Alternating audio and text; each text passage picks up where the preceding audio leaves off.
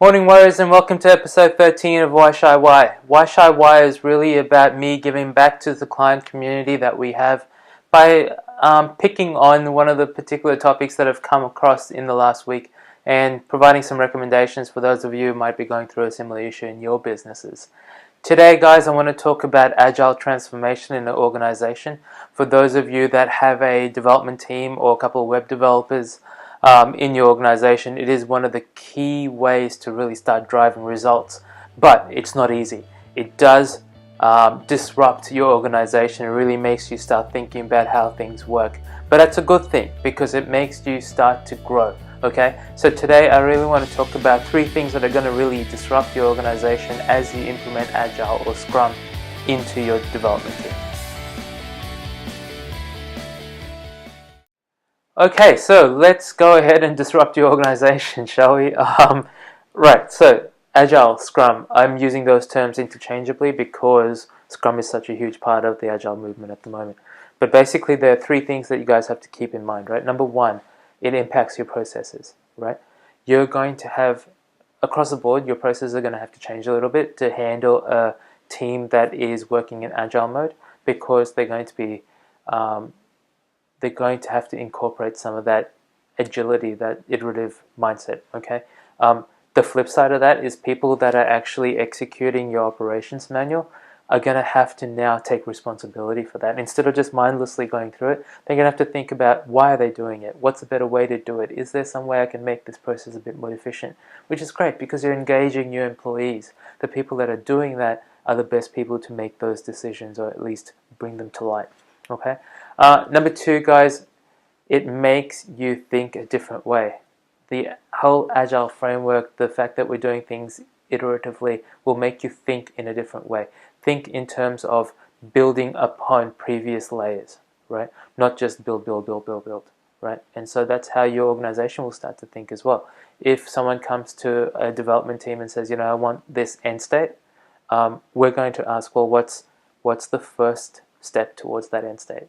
And then what's the second one? And then what's the third one? And we'll eventually get to the last one, okay? And the other part of that is that it needs to be an organic and inclusive implementation. That means that, please guys, take a little bit of a note here.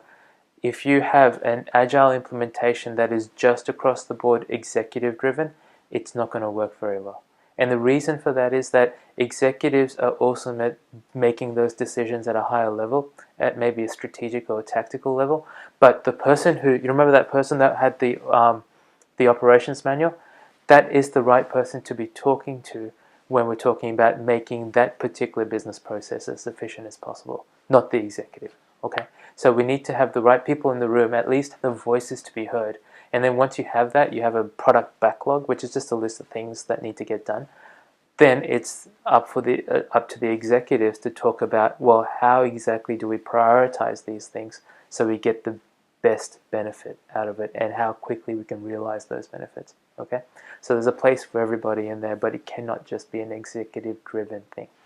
And number 3, and by far the most important, is culture. Your culture needs to be able to handle the change that's coming, okay? There's a saying back in the uni days I used to hear. It goes something like this: culture eats strategy for breakfast, right? Which makes total sense to me. But if that's the case, then culture will eat your agile implementation for breakfast as well, just as easily, even easier, more easier.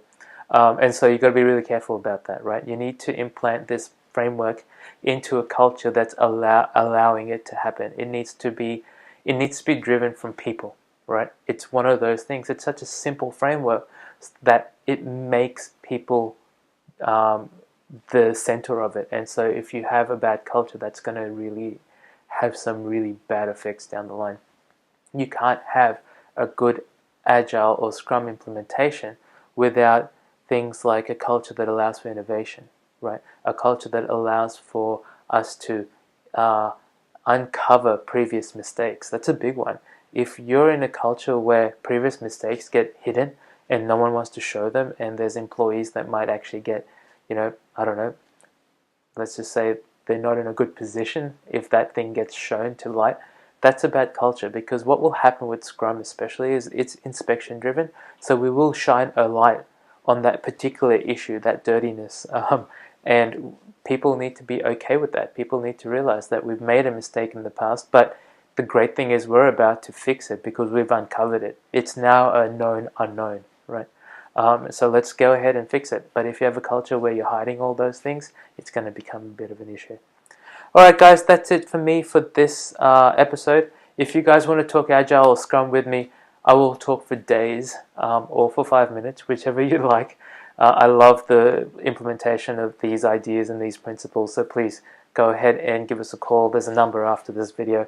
Otherwise, just like and share. I appreciate it. Okay, I will talk to you next week. See you for the next episode. Until then, stay focused.